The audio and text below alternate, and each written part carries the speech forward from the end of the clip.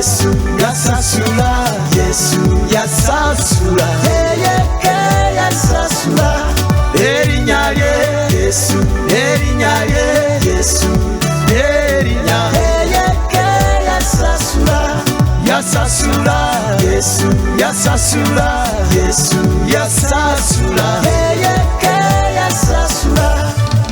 Amazina zinira Yesu kampulira ndulu mu nyumba mu linnya lya Mukama waffe Yesu. Kuba engalo kubira ku Kristo engalo nga z'amaanyi. Kati tugenda kuyimba mu Nyankole ffenna. Kulia Twina wasaswire ibanza izina Yesu. Come on. Twina ogwo akize ebirwire izina Yesu. Twina gwe ayamba abakene izina Yesu. Twina gwe asasira ebibi izina Yesu. Izina lye Yesu, izina lye Yesu, izina iwe wenko wasaswire akasasula Yesu, akasasula Yesu, akasasula iwe wenko wasaswire.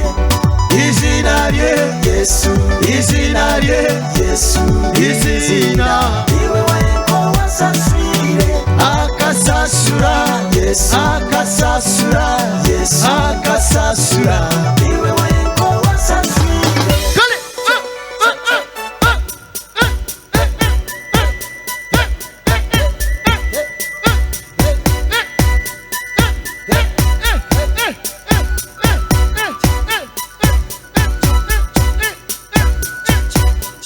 Bamekaba gategera mpulira akalulu nga ka mu nyumba ka Yesu. Come on. Iwe wenko wasaswire. Amazina zinira zinira Mukama, zinira Mukama.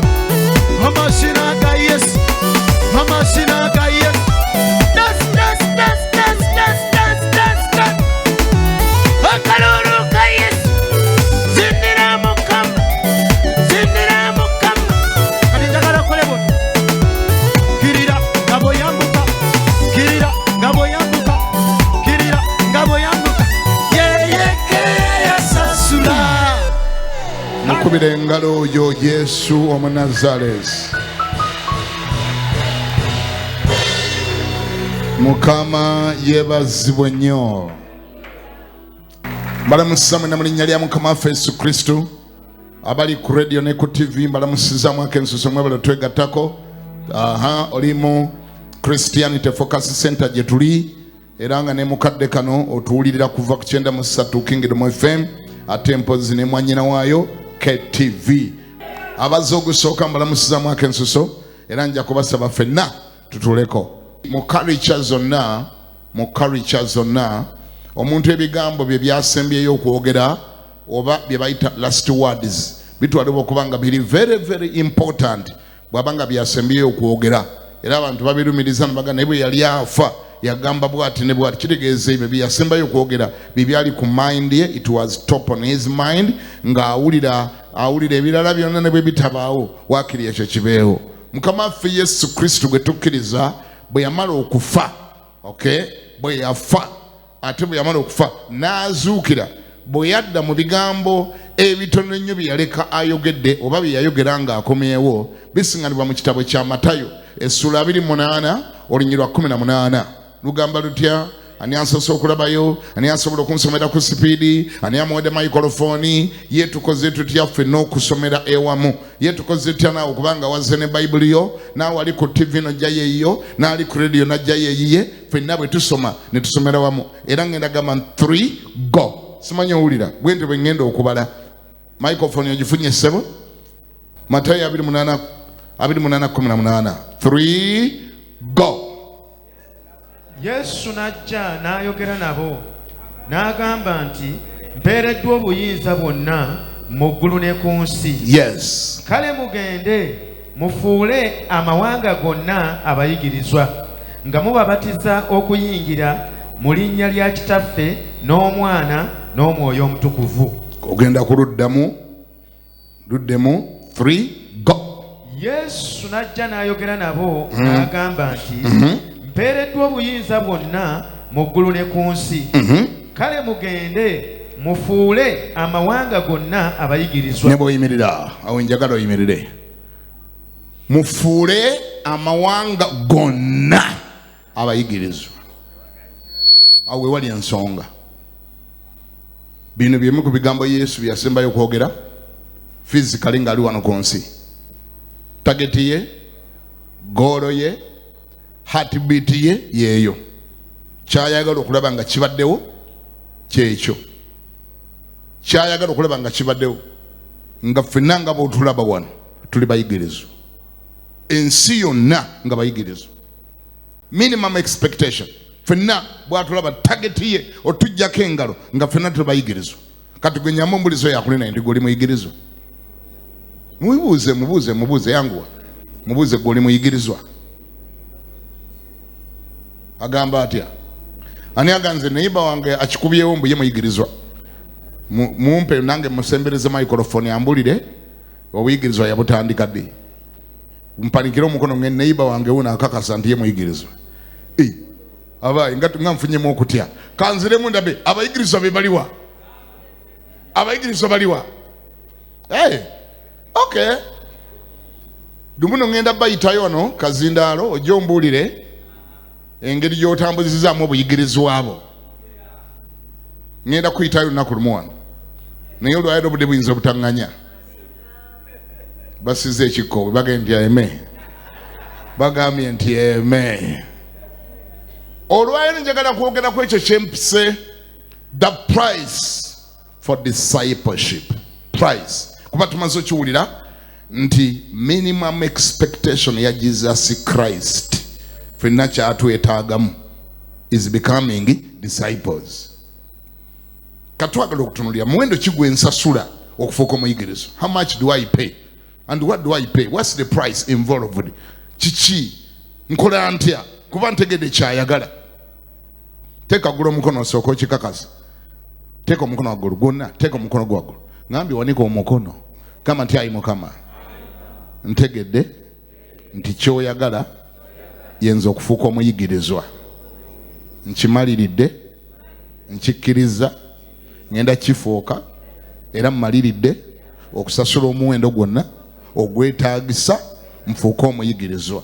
Kubanga ntegedde nga kyonneetaagamu kufuuka muyigirizwa. Weebale Mukama kubanga gwe agenda okunsobozesa okusasula omuwendo ogwo mu linnya lya Yesu. Kubirako Yesu engalo. Matayo 16. Matayo 16 olwa24. Matayo 16:24 yengenze.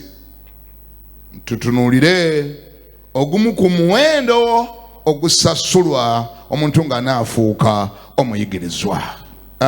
Matayo 16:24. Yes sebo. Ugamba nti awo Yesu n'abagamba abayigirizwa be nti awo Yesu n'agamba abayigirizwa be nti omuntu bw'ayagala okujja ennyuma wange yeefiirize yekka, yeetikke omusaalaba gwe angoberere. Simanyi owulira.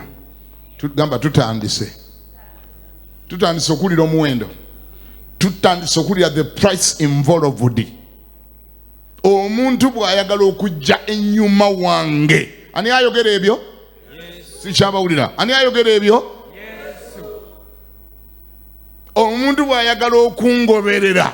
Bwe weeteekawo okungoberera n'ogambye ogenda kungoberera, malirira weefiirize wekka. Kitegeeza ki? Ebintu bino ebyokulokoka bassebo ne bannyabo birimu okwefiiriza. Era atamaliridde kwefiiriza togenda kusobola bulokole. Nze nkikugambye. Webanga gwe buli kyolaba oteeka okubuuka nakyo. Buli kyolaba oteeka okyetabamu. Buli kyolaba oteeka okibeera. Buli kika kya lugoye oteeka oddwambala. Buli kika kyaki. Buli kika kya relationship oteeka ogibaamu. Buli musono ng'olina ogwambala. Buli kintu olina okifuuka. buli njogera ng'olina gyogera, buli gurupu ng'olina gibaamu. Okay? Gwe obulokole tobusobola. Nze nkikugambye ate nkikugambidde ku TV. Tosobola bulokole.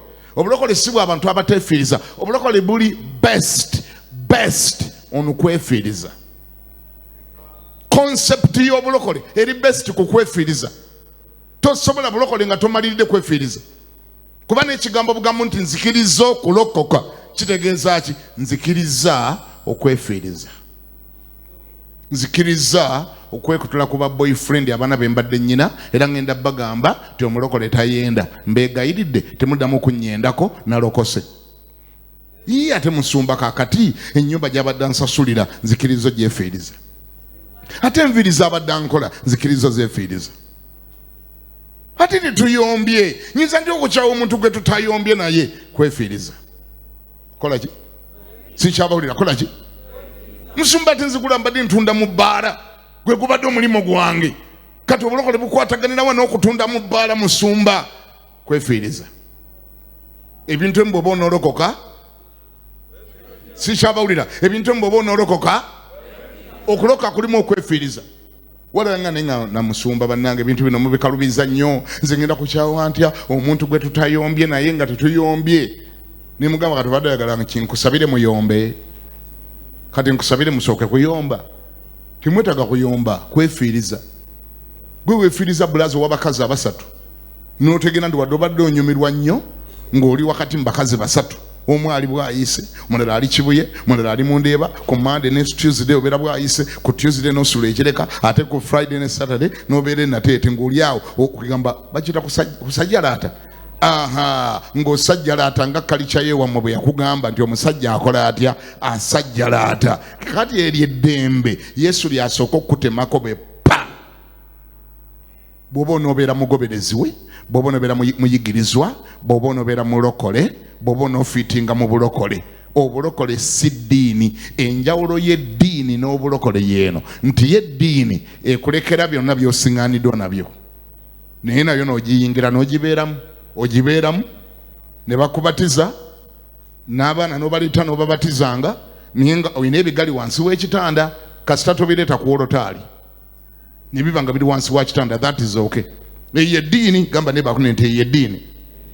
Oli wa ddembe okunywa omwenge ku lw'omukaaga kasita gukenderako ne guba nga tozze mu kereziya ng'ogwa bigwo. Kakati oli wa ddembe okujja ate ku Sande n'osembera. Eyo eddiini.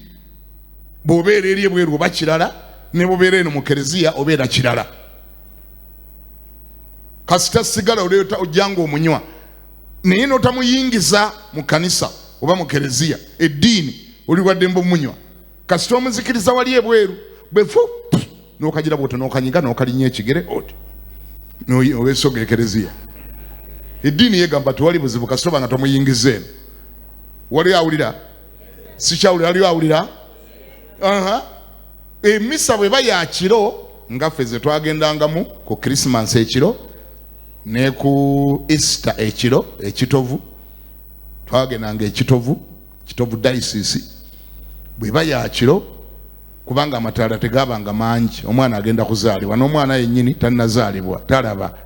Mwana tannazaalibwa tajja kulaba. Oli wadde mbogenda n'eccupa yo ng'ogitadde mu kipepa bag eya bbiya n'otula nayo wali emabega nga bw'onywako bwe mulinda omwana akola atya?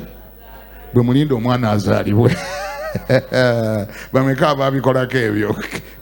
Nono wuuno n'oli wuuli baatwalanga omwenge mu kyaki. Can you imagine bali mu kereziya naye mwenge baayise nagwo. Bwe banywako guli mu pepa baaga balinda mwana akola atya?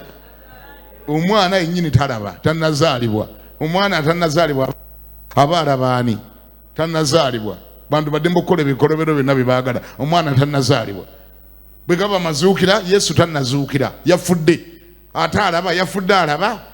Hayafudde abatalaba. Jibuladde mbokujja n'akaveera ko nga otaddemu lubeere eri muli bw'onywako.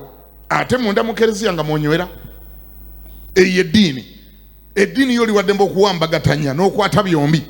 Bamalaya bo n'obeera nabo kasita Yesu abeeranga kasita omukulu w'eddiini abeeranga tabalabye. Era twabeeranga eyo mu kyalo omuntu ng'alwadde mubeera muli awo ne bajja ne babaleetera amawulire nti faaza ajja okusabira omuntu agenda kujja okumuwa esaakalamentu.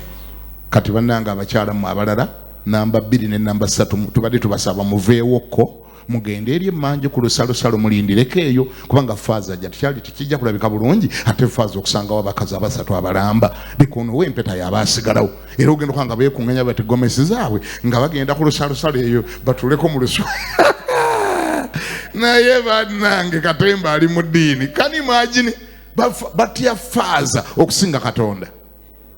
Bamanyi ye faaza tateekwa balaba ye Yesu ne bw'abalaba kuba ye ate Yesu alaba wonna naye tebaagala faaza alabe bagamba ne mubogobe wone tekirabika bulungi. Ye Yesu byonna abiraba kubanga ye tali yabaddewo era ajja kubeerawo era alaba byonna. Eyo eddiini gamba ne bakune nti eyo eddiini. Kakati bassebo ne banyabo enjawulo y'obulokole n'eddiini. Obulokole bulimu elementi eno y'okwefiiriza.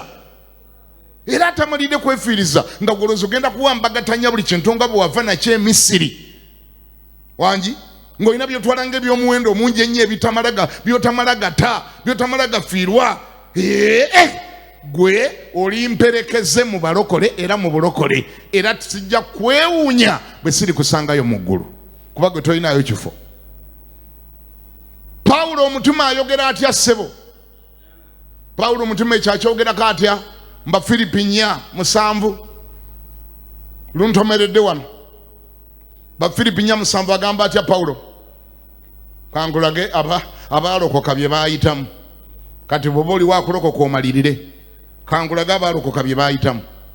Pawulo agamba atya? 4:7 ba Filipi. Kale kandukwere byonna ebyali amagoba gye ndi nabirowooza okubeera nga kufiirwa ndyoke nfuna amagoba amangi nga ye Kristo. Ba Filipi 3:7. Thank you. Ba Filipi 3:7. Naye byonna ebyali amagoba gye ndi. Ani ayogera ebyo? Pawulo mutume Pawulo. Byonna ebyali amagoba gye ndi. Ebyo nabirowooza nga kufiirwa olwa Kristo. Mama tusomere wamba nange abamu ndaba omutima gubatyemuka. 3 go. Naye byonna ebyali amagoba gye ndi ebyo nabirowooza nga kufiirwa olwa Kristo. Luddemu wabeerewo luyingiramu lumuyingire mu mutwe ne mu kifuba ne mu ntumbwe. Byonna naye byonna ebyali amagoba gye ndi ebyo nabirowooza nga kufiirwa olwa Kristo. Ekibuuzo, obulokole bulimu okufiirwa? Ekibuuzo, obulokole bulimu okufiirwa? Osooka kufiirwa n'olyoka ofuna. Mu bulokole osooka kufiirwa n'olyoka ofuna. Ofiirwa ki? Waliwo byota nekigenda ng'okirabira ddala mu maziga nga kigenze. Omusajja n'omugamba abadde asasula ennyumba nti Jofule ononsonyiwa nalokose togenda kudda wano tusigale nga tuli ba mukwano naye ebyokunyendangako bikomye kati kubanga nalokose. Olaba otawulidde yadde amina n'emu kuba walaga ni musumba kyoyogerako kitegeera. Musumba omanyi kyoyogerako Kampala ono nga bwe yatabuka neno yenkonome nga wetuuse. Nkulabaawo ng'omwatulira ng'ojjudde omwoyo omutukuvu bagamba kisoboka ekyo. Okakasa kisoboka ekyo n'omutunula mu maaso n'omugamba nti Bumbakali ononsonyiwa nalokose. Haji Bumbakali ogenda kunsonyiwa nakoze ndya nalokose era mbadde nkusaba kansooke nkobaze ebbanga limaze ng'osasulira ennyumba ng'ongulira n'emmere naye olwokubanga nalokose kati ndi mwana wa Yesu. Yesu anzijjudde temusobola kungaba naggwe ne Yesu nga mungabana. Temwina ngeri gye mugenda kungabana. Yesu bw'anfuna aba anfunidde ddala kati ndi wa Yesu. Engalo zuulya bwe zikyali entono. Tewali buzibu, tewanvumye, tolina kye wankoze, tolina kye wali onkoze, sina lutalo naawe, naye Yesu ye yandokodde. Kati olwokubanga Yesu yandokodde munnange ebyokunebakako tebirina ngeri gye bigenda mu maaso. Obale kunsasulira ennyumba tusigale nga tuli bamukwano naye todda wano togenda kuddamu kusula wano. Nayingiza Yesu. Ulira loose eyo. Gamba naye bakulinde nti ulira loose eyo. Banekamba bulire Yesu aleeta loose. Yesu akola atya? Yesu aleetera ddala loose yaddala era batakuleeteranga ku loose tonnalokoka. Nze nkikugambye oli mu kinyumu. Buno obulokole bwammwe bw'e Kampala obugamba lokoka osigale nga bw'oli jangu nga bw'oli era osigale nga bw'oli obwo obulokole bwammwe bwabikwangala. Obulokole bwammwe bugamba mbu Yesu ebibi byammwe yabisasula bye mwakola bye muli mu kukola ne bye mugenda okukola byonna byaggwadde okusasula. Obwo obulokole buli feeke. Obwo bwa ddiini obwo bwakujjuza bantu kuweza bantu. Eyo politics wakuweza bantu naye nga babeera bagenda mu geena. Eyo ddiini obeera obajje mu ddiini n'obazza mu ddiini. Kubanga eddiini ye promoting ebyo tofaayo nti tujja kukusomerera. Gwe kola byokola tujja kukusomerera. Bw'olifa kasita obadde osasula endobolo. Eddiini bw'ekola kasita obadde osasula endobolo. Gwe tofaayo tujja kukusomerera. N'ebigali nga bikyali wansi w'ekitanda nga mwemulambo musabirira muntu. Agenda wa alaziiwa yagenze ddali mu geyeena. Ate fa abasoma mutusaasira basoma ku lumbe. Tetugaana kusoma. Tusoma kubanga mubeera mwatusuubiza omuwumbo gw'emmere. Kali bwe sisoma mubamu nampa emmere. Tumala kusoma tuziika omuntu awo muganda abakulu b'eddiini muyingireeko wano. Ani asubwa emmere eyo? Ani ayagala okusubwa eyo emmere? N'olwekyawo nzija nenekyanga naye nga mmanyirira ndi wabula ono yagenze mu geyeena ono atuuse. Niye nange nenkolakolamu awo busolo entaana nenkwata otuzizi nenjimansiramu ku mazzi aweya omwoyo gwatuuse dda mu geyeena.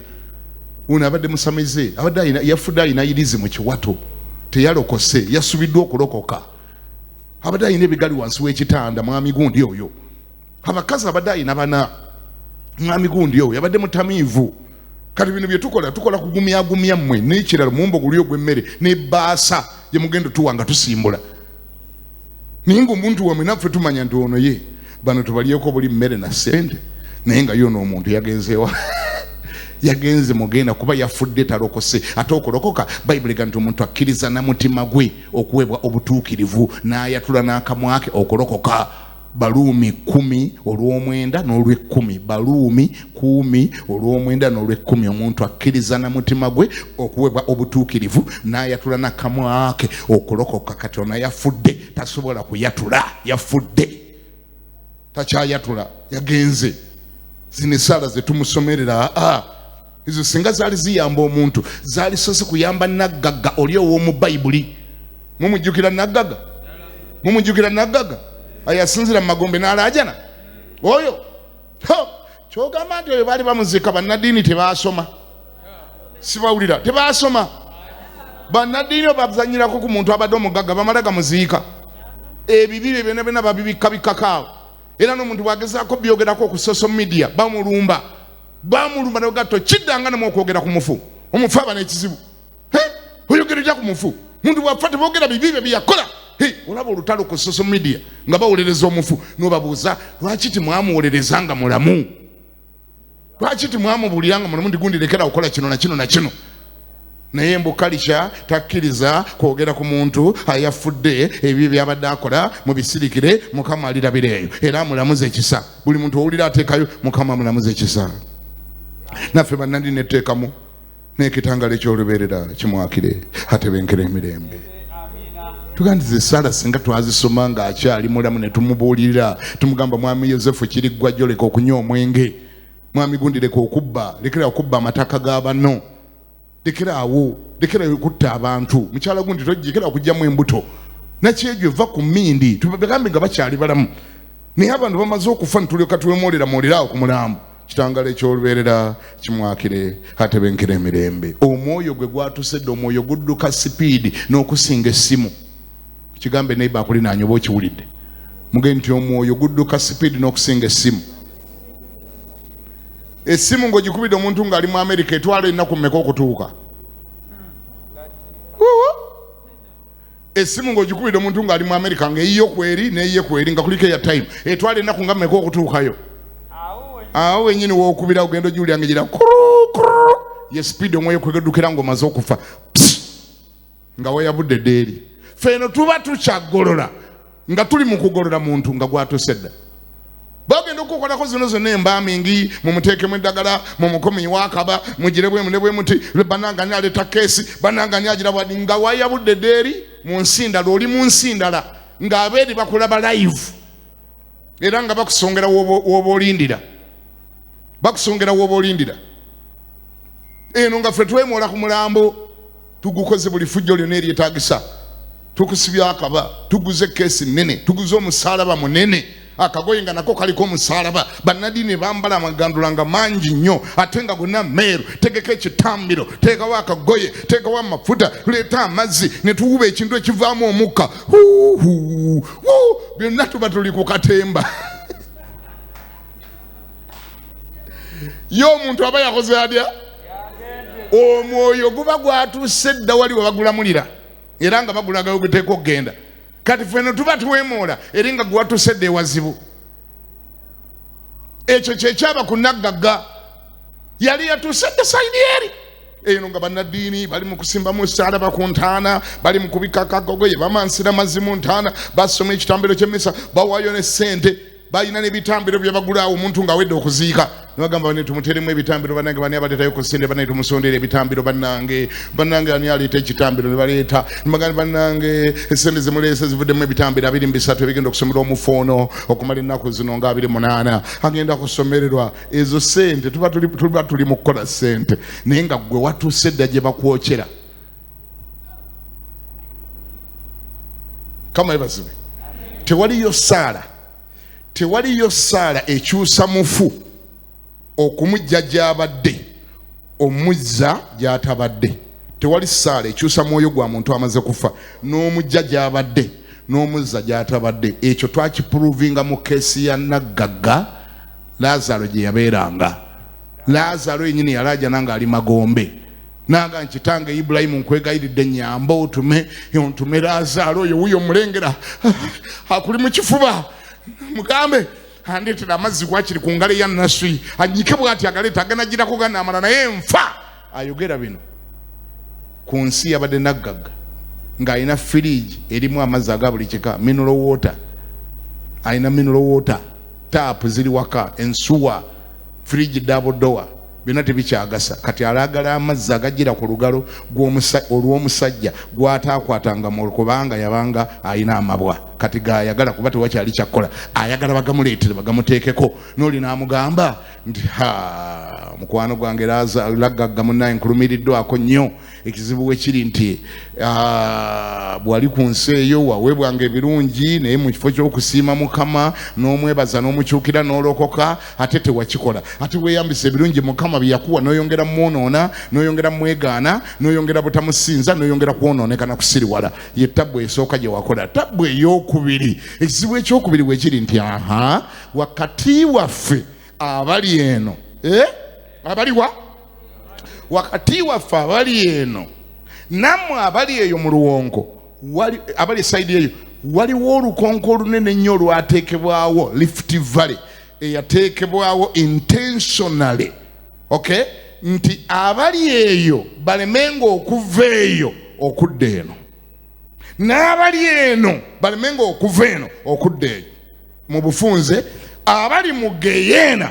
balemenga okuva mu Geyeena okusala okudda mu ggulu n'abali mu ggulu balemenga okusala okuva mu ggulu ate okudda mu Geyeena ya arrangement eriwo mufunze ng'agezaako mubagamba abali ku nsi balengera bakusomera ebitambiro by'emmisa naye ne bebasoma batya olukonko luzibu luno abali eri ku nsi balengera bakulombera dduwa balomba dduwa bateekako akabaane mbwove mu jahannama oyingire mu jjana naye information gye batayina balabika ebyoluwonko luno tebalumanyiiko lunene tewali akulosinga ne bwe bamulombera edduwa mmeka ne bwe bamusomera emmisa mmeka tasobola kuva eri n'asala nadda eno kasitaala nga gye yagudde nga yagudde eri kiwedde kalasi aba agenze Naggagga n'agamba Ibulayimu beera serious ugambye otya tinkubuulire tewali ssuubi tolina ngeri gy'ogenda kuva eyo gy'oli okudda eno abagudde eba bamaze oggwayo tolina bw'okivaamu bw'oba bwakivaamu okiviiramu eri ku nsi yewali round about esalawo okkubo kiri okwata liri bw'omala oddikwata oba ogenze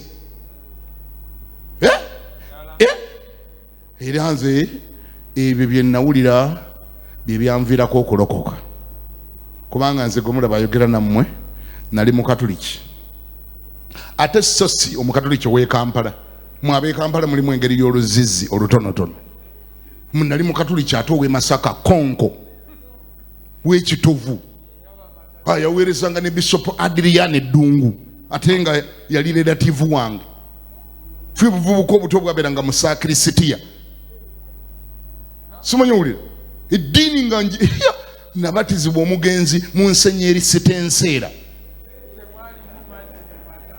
mu nsenyeri omuyita wa kusaaga ne bwe yafa bamuziika mu ekereziya evira Maria tebamuziika bwe tutakubwako nkuba ayambatiza nze gwoyaba ayampa konfirmansiyo Bishop Adrian Eddungu ddiini ngeri mu musaayi nayo era nze n'ogenda okulokoka nze nali ngenze kuba musiraamu avuma obukatuliki ekyanviirako okulokoka nze nga bw'obuvuma wadde kawungezi nnyo omwenge gwange wali mu ekerepisiba naye ate nga buvuma obukatuliki ate awo tuvaawo nkukubirawo live nga sina nagwe neebuuzizaako kati kyekyali kintutte naye bwe ntuuka bwe njagala omulwanyisa ng'ali awo abikkula bayibuli abikkula vagundi Qur'an ayogera bino ayogera biri avuluga ekintu ekyasingira ddala okunnuma bye yavuma Yesu tebyannuma nnyo naye ate bwe yakozesa ekigambo bwe yavuma kalidinaali n'amuyita kalidinaali n'agamba kalidinaali n'agamba ekyo kitegeeza omuntu ow'omu muliro ne mugandi kati awo nkukubye kati awo ngenda kukuba kalidinaali okyogera otya kali bwemba okwepika ngenda okulwana bamuyitanga Sheikh Kyeswa yabeeranga awo ku mupaaka yadi wabeeranga paaka yadi awo mu myaka gy'ekinaana mba ngenda okutandika olutalo abaaliwo abo baali balinaanyeewo naye ne banga nti bino ssebo nti bino si bya bikonde bino bya bwino kati ate ye bwino nali simulina kubafa abakatuliki tetwakkirizibwanga kubeera na bwino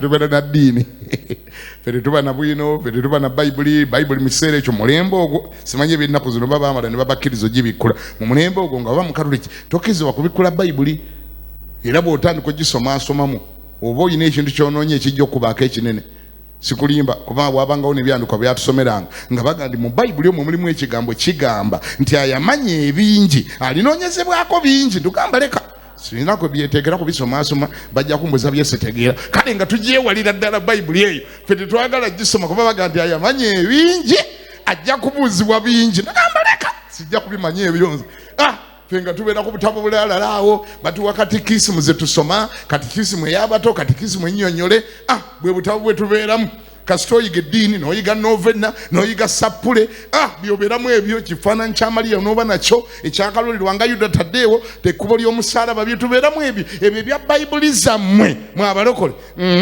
twabibalekera kati omwetawana ne gutuuka omusajja njagala omukuba ebikonde avumye kalidinaali bangamba nti luno si lutalo lwa bikonde lutalo lwa bwino leeta bwino kati ate nga Yesu mulina ye bwino saamulya ne banga leeta bwino wabanga kyayogedde kikyamuleeta bwino buli kyeyayogeranga n'entabuka nagamba baga ssebo luno si bya bikonde leeta bwino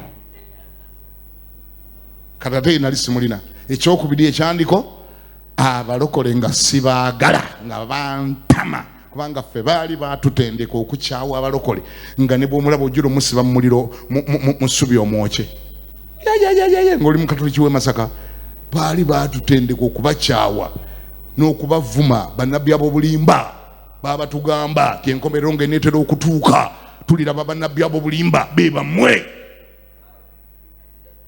mujjira nnyini obuwempe basabira mu biwempe basula mu night prayer ne basinda omukwano gwa Yesu buli omu n'azikiza ettaala bamala ne bazikiza amataala abalokole abo buli omu n'agamba mune nti Yesu akuntumye nga twavuma bali bameka ekyo abakiwulirako ekyo kale ababavumako bameka abavuma ku balokole bawerawo mbadde manyi nze kanze navuma kubeera Yesu mu ngalo yakulokola bannange abalokole nga sibaagala naye kati omutawana gujja abasiraamu betuwakana nabo bagamba leeta bwino kati ate nga simulina Ninga atabalokole ndababo bwe bagenda okwogera boogera bwino. Bwe bagenda okwogera boogera bwino. Empaka zaatuka ekiseera ne zivaawo ku paaka yaadi. Ne tuzitwala wali mu paaka empya mu 85 tuzitwala mu paaka empya wali. Paaka enkadde ku stage y'ekibuya. Stage y'ekibuya naye katwe. Ne basimbira ddala ku crusade kabeeranga buli kawungeezi. Wetubeera n'abavubuka ba kazungu baani. Tubeera tuli ku mpaka.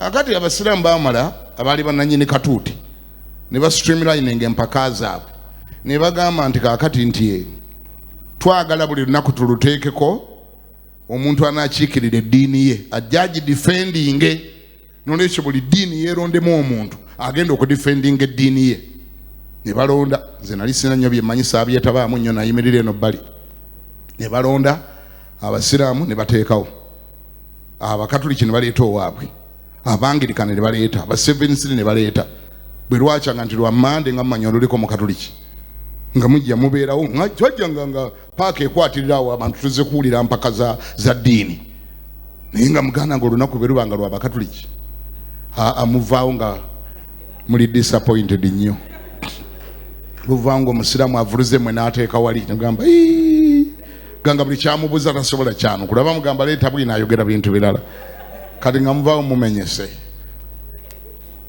simanyi wulira olw'omuprotestant era nalwo nga bweru tetulizaamu nnyo maanyi olw'omuseveniside ng'agezaako akatonotono olunaku olwazzangamu amaanyi ate nga lwamulokole ate besaagala naye nga luzzaamu amaanyi nga munamukuba kalulu mugamba ya kyekyo omunywezezza kakati ate nga sibaagala naye maama ate nga bebawangula kati awo neŋŋamba ezo nno eyo revival gy'olaba yakwata akati nti teyakomanga wali mu paaka wokka yatambula ne mu maduuka yonna ne mu butale saawa bwe ziti ez'emisana nga bye bibaayo mu maduuka leeta bwino ng'alinga leeta bwino ab'amaduuka nga buli omu asaba munne mwenu nga kikutta akati mu kibuga kati nange mu dduuka gye mbeera nga nange ntandise naye nga kye sirina ye bwino gwe sirina kati nyina okufuna bwino ekyo tekyandeetera okukola omukwana ate ku balokole bali besaagala bwe twagenda nga wali nga ndaba bebawangula bwe twagenda nga liwe babuulira nga ndaba bebawangula naye nga sooka ojje mpaka bwino oyo gwokozesezza mpaaka ekyo kyosomye okijjeewa nga mpandika opapula bwange ate kiri kyogambye nga mpandika obuntu bwange ate kiri nga mbuteekano mu nsawo kubanga nyina obukozesa mu dduuka enkya gye tukolera nyina okufaafaagana n'abantu naye ekyewunyisa ate sinnalokoka naye ate mbuulira simanyulira bwino gye baakoma okumumpa gye yakoma okunkolamu omulimo ezo engalo z'okubazaani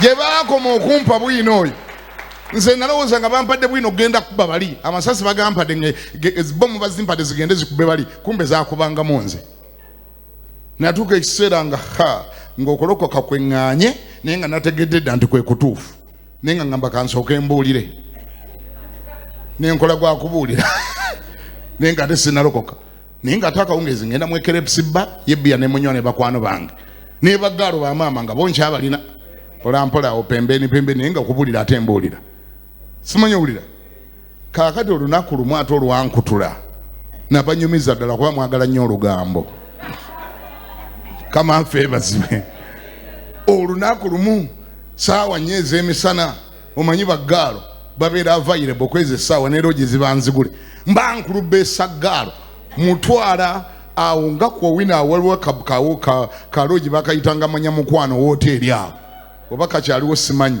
ninnya amadaala bwe nti mpeta bwe nti nekaggaalo mu madaala ate gaayi nansangayo nanga nti mulokole ate naawe bino obikola neŋŋamba nayitaba nga atawulidde nempulira nga nsiiridde jjukira eri yonna ku paaka bamanyi ng'omulokole bali bonna balaba nga mbuulira balowooza ndi mulokole kyokka nze ndivinga dde abulayifu ntambuza obulamu bwa mirundi ebiri kati gaaya mbuuza ate abalokole nabo bakwatagana ku ssaawa eno bino nabo babikola nawulira ddala nga Katonda yaŋŋamba nawulira nga n'amagezi gampeddemu neŋŋamba gaalo ndi wategedde tuddeyo nja kuyita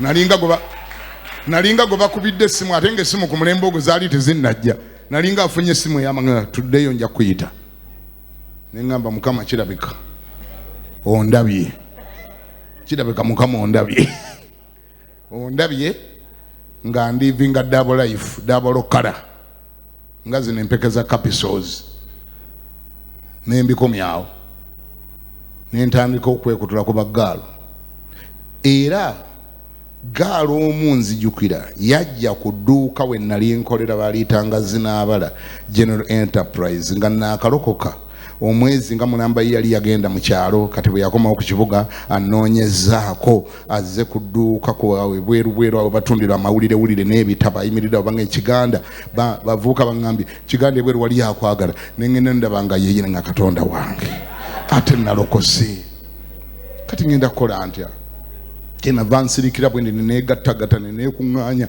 ne mugamba nkubuulire nalokoka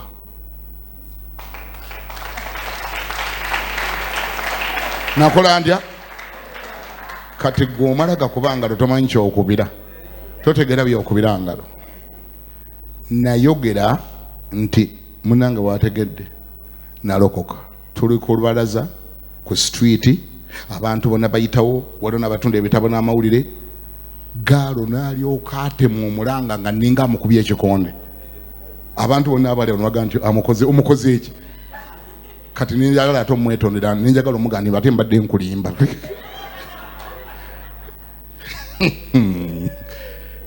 kubanga yakuba omulanga nfudde nnyabo abantu bonna ne bakyuka nentunulira nga nze mukubye sinaki nga omukozi eki kaninawereka nga nebyenjogera sibitegeera ninga ate maze okikubawo ndi nkoze ndya nalokoka omuntu bw'anaayagalanga okungoberera yeekola atya sikyabawulira yeekola atya kubanga katoyinza okudda enoga ndi ekiganda amala googereraawo bula kuba bazaalibwa abalokole amanyi kye bayita okwefiiriza sebo nange neefiirizaako nange nagamba gaalo nti nalokoka naatema omulanga ku street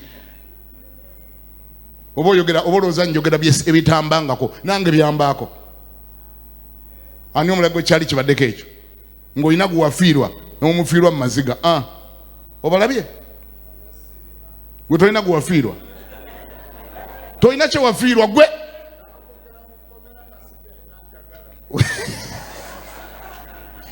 lamanzaani mbwe yalokokera mukomera nga takyali n'amwagala nolwekyo yali takyakola loosi teyafuuka loosi eri muntu yenna mukama affe ebazibe yenyini nga takyakola loosi ate nga talina gwafudde loosi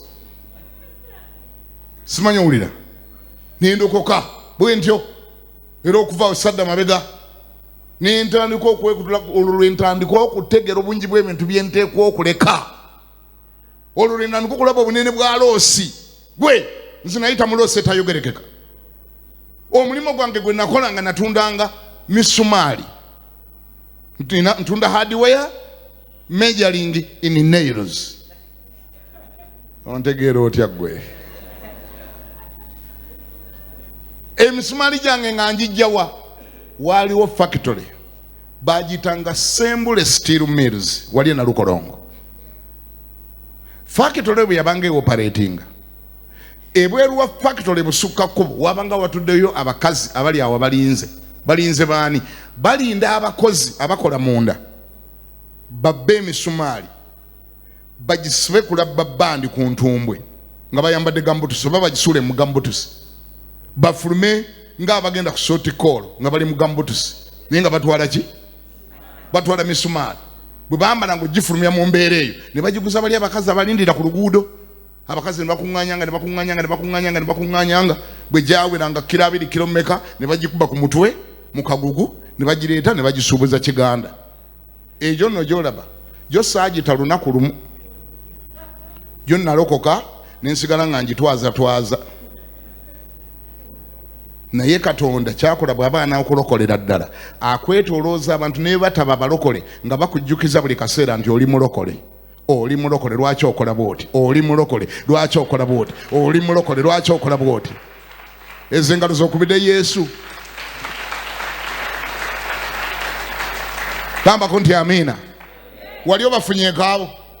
Siwulira, wali ofunyeyo abantu abakuyambako okujjukiza nti oli mulokole ate nga bo sina balokole. Wabafunako? Sitaani si yabaleeta, Mukama yabaleeta n'abakwetoolooza bakuyamba okwongera okulokokera ddala. Sikulimba. Era n'ekitagambiddwa mu kkanisa bo bakikugamba. Sitaani si aba abakozesa, omwoyo yennyini abakozesa. Wano mu kyaki oli wadde mba okulokoka n'osigala ng'oyambala enkunamyo nga zikoma eno waggulu. Ekyaki no negandi batumugambeko babwe tunamugamba nadduka oba nanyiiga oba nakola kibannaide tutufudde bane nga akunama nnyo bannange talinayo ngoye empanvu. Kyaki eyinza okusalawo okusiriikirira. Naye naffe tusabirira ekintu eki weegatte mu kibiina ekyababulizi b'enjiri n'enkunamyo zo okyegattemu. Era bw'oga njagala kwegatta mu kibiina ekyababulizi b'enjiri tetugaana oga ndi tugaa kyekyo Mukama okikoze akyegattemu ng'okyegattamu nga mugenda ogibuulira. Bwe mutuuka eri mu kasaato oba mu kakajjo nga mugiriko mugibuulira mulokoke era Yesu abaagala. Eyo gy'osanga omusiraamu akubuuza naawe oli mulokole nnyabo.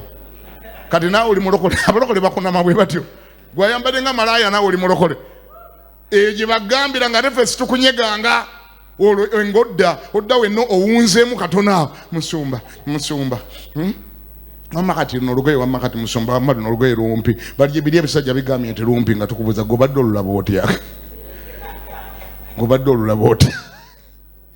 Katonda akozesezza bali boogere. Lwaki ffe tukumalako obudde okukyawagana naawe? Waliwo ebintu ebimu nga Katonda abiteeka mu bali era obawulirizanga nga boogera. Siwulire bongambako nti amiina. Akati nno nange jjukira nali nasooka kubuulira njiri nga n'okulokoka sinnalokoka. Mu dduuka wonna wali bammanyi ng'omulokole. Ne bwe nalokoka ate olwo ne kitabuka. Olwo ne bampa omwezi gumu gwe tukuwadde ng'ovuddemu. Tukuwadde emyezi ebiri ng'obivuddemu. Ate ekyo bwe bakyogeranga nga nsiikuuka. Omwezi bwe bagogeranga kati nga nkolerera kumalako mwezi. Bwe gaggwangako ne mbagamba kati mwaŋŋamba mwezi kati nga nkyali mulokole. Ne bagamba tukuwadde ebiri. Bwe gyaggwangako ne bagamba gyawedde nga tukuwadde esatu. Nze nga ninga asoma ttaamu. Nabanga ali mu primary asoma ttaamu nkola kumalako mwezi. Naye nno bwe balaba nga ndokokedde ddala ate ne batandika emisumaali. Ne bagamba kati ssebo mwami gwe ayeeyita omulokole. Mwami gwe ayeeyita omulokole. Kati gino emisumaali emibbe gye bakuleetera wano nga bagireetedde mu buveera n'embitambaala gikwatagana n'obulokole. Gikwatagana ddi n'obulokole? Nensooka nenjiwolerezanga omanyi omulokole tobula byowoza. Nagiwolerezanga ne bagamba si nze njibbayo. Nze njibbayo nze ngula migule. Temundaba wano nga njibulaga kituufu ogula migule. Naye bw'ogigulako bagigula ku baagibbye. Kati nze nagenda ng'okibalaabalamu awo nga ndaba obubbi bundi wala nnyo. Obubbi buli wala bulala obwo si buliimu. Abaagibbye balala ne babaako be baagiguzizza nze munveeko. Ninsigala nga nzituuka n'emisumaali gyange mu bulokole. N'emyezi 6 gyawera nguluba na misumaali. Bwe nsirika ne siddayo kubuulira njiri. Buli lwe saabuuliranga njiri nga nabo basirika. Olwo nga tubeera ku mirembe. Buli lwe nakwatanga akati k'enjiri ne ngibuulira nga bagamba sebo emisumaali. Sokotereza eky'emisumaali olwoka otubuulire. Sokotereza eky'emisumaali. Simayulira. Bwe nasirika nga njiri era abalokola bakyatambula obubi.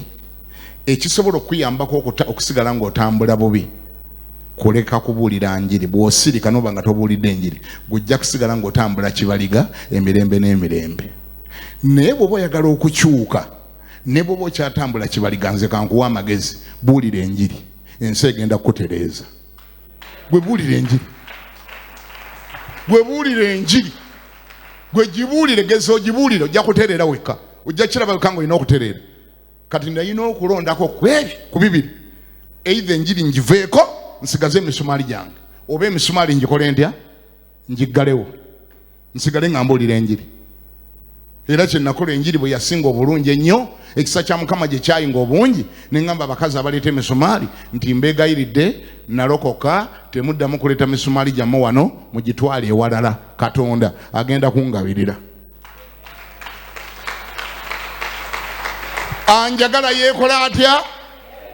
Sikyabawulira. Anjagala yeekola atya? Yeefiirize yekka. kyokka. Nze mbuuza, okulokoka kulimu okwefiiriza oba temuli? Byenakwogera byokka byokka tebikumala okulaba obungi bwa loosi eziri mu bulokole. Nkulaze ey'abaggaalo nenkulaga ey'emisumaali gyange, kati gwe bwange olowooza nze sifiirwangako nange nafiirwa, ate ebyo gambye ebitono. Buuza naye bakune nti gwe wali ofiiriddwa kaki ku lw'obulokole? Mumbuulize wali wafiirwa ki ku lw'obulokole? Agambye yafiirwa ki? Akyogere. Oteekwa okuba ku level nga ne batukuwa microphone wano, oteekwa okuba ku level nga ne batuba tukuwadde microphone otubulire kyewafiirwa ng'osobola okyogera. Bwe kiba tekiriiwo tonnalokoka bulungi. Okulokoka kulimu okwefiiriza. Omutume Pawulo agambye atya mu Bafiripi 3:7? Agambye atya? Pawulo agambye atya? Wasomye ekisebo, Pawulo yagambye atya? Byonna ebyali ki? Pawulo agambye ki ye Pawulo munaffe? Agambye Bafiripi 3:7 ti naye byonna ebyali amagoba gye ndi ebyo nabirowooza nga kufiirwa. Ate ani ayinayo oluzungu? Ani ayinayo oluzungu owulire ddala ddala, owulire ddala ddala bwakikubawo, bwakikubawo? Bafiripi 3:7 ani ayinayo oluzungu atusomere? But what things were gain to me, those I counted loss. Lo? Sikyabawulira lo? Sikyabawulira lo? Ekibuuzo, mu bya Yesu mulimu loosi? Tebaagala kyogera abalokole b'omulembe guno kuba babagamba bw'olokoka byonna byonna ovangatira buvambagatazi nabyo mugenda bugenzi byonna temuli loosi kufuna bufunyiko okaba nange lokoka obifune banange lokoka obifune bye baagala. Bw'obagamba nti waliyo loosi ogenda okulyanga baga loosi ate mulimu ne loosi ebyaddala. Gamba ne bakulinaanya oba agwagwe mugende ebyokulokoka mulimu nekuloosi. Mubuulire bw'aba wakugwagwe lwalira akawungezi tatwononera budde mugende ebyokulokoka mulimu nekuloosi. Okolayo nekuloosi. Loosi zitya? Loosi esookerwako baggaalo, loosi ey'okubiri ba boyfriend, loosi ey'okusatu ekibiina ky'obadde onyweramu omwenge, ekibiina mubadde ofuuyire emmindi kigenderaawo bonna ne bakukyawa lumu. Wangi mulimu ne loosi ezo endala buli omuzimu baako mu ngeri ye. Ogenda okizora nga kino nga ndi mulokole bwe mba nagenda mu ggulu bwe mba nalokoka kino nteekwa kyekutulako. Kati eyo gye mbabuulira yenjiri yennyini etwala abantu mu ggulu.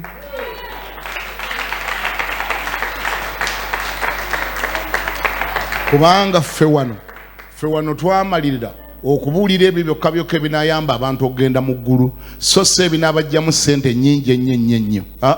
Tebaatuma kuŋŋaanya ssente, baatuma kutwala bantu mu ggulu. Kubanga tekijja kukola makulu g'okutuwa ssente n'otuwanga ssente naye ng'ogenda mu geyeena. Tekikola makulu. Ate nawe ojja kuba ojja tunyiigira nnyo nga weera oluyingidde mu geyeena ate nga wasabiranga wano ate nga wawangayo ssente zo ate nga sitwakubuulira mazima naye nga twakujjangako bw'ojja bimu bya 10 ojja tunyiigira nnyo. Naye Katonda ayinza otunyiigira ennyo katukubuulira amazima. Bw'oba wakugenda ogende era situgenda kwewuunya ng'enkya tokomyewo. Tetugenda kwewuunya nnyo nga tumanya oyo mu ggulu yabadde tagenda. Wano twagalawo bagenda mu ggulu bokka. Kiŋŋambire naye bakuni nti wano twagalawo bagenda mu ggulu bokka. Mwemwe n'abajja okukyamuka obukyamusi, abajja okunoonya abasajja, abajja okunoonya abakazi, abajja okunoonya emmotoka. Mwe mugezeeko ewalala. Ne mugezeeko walala. Wano ewaffe tugamba ewaffe omusingi baguyita Matayo 6:33. Matayo mmeka? Sikyabawulira. Matayo mmeka? Matayo 6:33. Lugamba lutya? Ani yali aluwuliddeko? Ayimirira alusome nduwulire. Mukole mutya? Musooke munoonye obwakabaka bwa Katonda n'obutuukirivu bwe, olwo ebirala byonna bye munoonya binaabongerwangako. Oba okuba engalo zikubire Yesu zinoge. Ebirala bye mukola ki? But seek ye first the kingdom of God and his righteousness, and all these things, somebody say things, Yogera things including cars, including marriage, okay, including houses, properties, including visas, children, okay, etc. Ebyo byonna bigenda bongerwako nenga mumaze kulokoka. Ngenda mugenda bifuna. Byonna mugenda bifuna nenga mumaze kulokoka. Mugenda bifuna nenga ne muggulu mugenda. Kubanga tekikola makulu bifuna ng'ate ogenda mugenda. Wamanzayo mu balimba Filipi malirize. Nzizamba Filipi 3:7. Omutume Paulo ategenda nti, but what things were gain to me? Byonna byali amagoba gyendi. Those I counted loss. Byonna nabitunuuliranga loss. Oyo mwami golaba ayogera ebyo yali looya mu mateeka g'Ekiyudaaya. Amateeka g'Ekiyudaaya n'eddiini y'Ekiyudaaya teyakkirizanga nti Katonda azaala. Kati ng'abamu ku bagidifendi nga bagiwolereza abakugu era batraininga nga abalala bonna yabanga mutume Paulo. Ate nga yabisoma, ate nga mukugu, lecturer, ate lawyer, beba consultant abaaliyo. Naye byonna Yesu bwe yamuyingiramu byonna n'abiyiwa. Abaali bamuyita lawyer nga tebakyanyiza muyita lawyer. Kubanga ate kati asomesa ebintu ebikontana ne byeyasomesanga. Abuulira kati abuulira ebikontana n'ekyo kye baali bamumanyiiko. Bamubuuza nga tibiri bye watubuuliranga nabaga nti eyoloosi kaakati. Ate tayito ey'obwa lawyer mu mateeka g'Ekiyudaaya n'abagamba loosi. Ate position ye gye wayina oyo Paulo mwepankirako edda bamuyitanga Sawulo. Oyo yakuliranga operation zonna ezaakwatanga abalokole mu Yerusaalemi mwonna nga yabasiba ku njegere n'abateeka mu makomera era bangi beyatta. Ng'omwepankirako oba ng'omugeraageranya n'ani olwaleero wano mu Kampala, ani yasinga okututumuka ennyo mu kola operation? Omala ndowooza omala ani Kayihura Kayanja Kaale kakati ye yali Paulo nga nga baga ndi Paulo ajja muwedde kyaki mwenaga bakwata n'abateeka mu njegere n'abatwala n'abatemako emitwe. Yakwata abantu basaba mbu ate basaba mu linnya erya Yesu. Ate ng'eddiini yabwe yali connected ku government, be bamu be bali mu kintu. Naye olunaku lwaki ng'atudde ku mbalaasi agenda mu kibuga bakiyita Damasiko, ng'era yali agenda kukwata abaali bakuŋŋaanideyo nga basaba. Yesu n'alyoka ava mu ggulu n'amukuba ekitangala mu maaso bwe pya, n'ava ku mbalaasi n'agwa ku ttaka. Eddoboozi ne limubuuza ebibuuzo nga bamuyita Sawulo, Sawulo, Sawulo, lwaki onyigganya? Agenda okutunula ati nga musana mwereere, emaaso gazibye, ekimyanso kigakubyemu, n'alyoka abuuza mu kitangala kinene nnyo, n'abuuza Mukama wange ye gwani gwe njigganya? N'amugamba nti nze Yesu Omunnazaaleesi gw'oyigganya. N'amubuuza ggwe Sawulo, oyinza okusamba ku muwunda, ani gwe weepankirako? Okuva awo obulokole bwe mwenna mumanyi bwatandikira awo. Eddiini ye gye yali alina ey'Ekiyudaaya n'agidampinga. Position n'emufiira. Ettutumu lye yalina ne lifiira awo. Popularity n'efiira awo. Fame yafiira awo. N'akyuka ne yeegatta ku kiri ky'abadde ayigganya. Naye ne bamutandika omuyigganya. Okubira Yesu ngalo, osisiriza ngalo. Gambako nti amiina.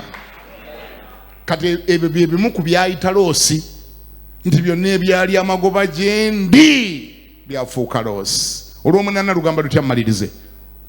Olw'omunaana lugamba, yes, naye era ebintu byonna nabirowoozanga kufiirwa olw'obulungi obungi obw'okutegeera Kristo Yesu Mukama wange. Maama nnyabo luddemu lugamba naye era era ebintu byonna nabirowooza nga kufiirwa, nabirowooza nga loosi olw'obulungi obungi obw'okutegeera Kristo Yesu Mukama wange. Maama ku bw'oyo nafiirwa ebintu byonna. Nafiirwa ebintu byonna. Ani ayogera bw'atyo? Ani oyo?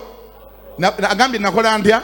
Nafiirwa ebintu byonna. Bw'olinayo ke wali ofiiriddwa ku lwa Yesu, waliwo kyosobola okusongako olugalo noga nti ekyo nakifiirwa ku lwa Yesu, era Yesu alinsasula kubanga ekyo nakifiirwa ku lwa Yesu. Gyekiri ne weezuula ng'oli mukyala namba 3 naye ng'ate walokose.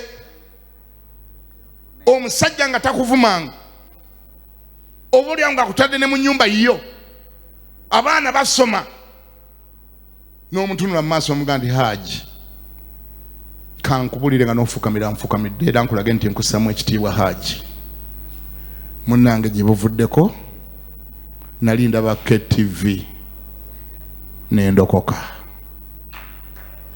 naye ate okusinziira ku bye basomeseza ne bye naakayigawo omuntu abeera n'omukazi omu ate wano ewuwonze ndi namba 3 mbadde nkusaba Haji Bumbakali okkirize tutaŋŋane sikuvumye naawe tonvumanga abaana baffe oli wadde mbakusigala ng'obayamba oyinza n'okusalawo okundeka mu nnyumba eno nengisigalamu naye ne bw'onooba obongobye ku bwa Yesu nja kgenda kuba kati buno obufumbo nabo bazedda antiloosi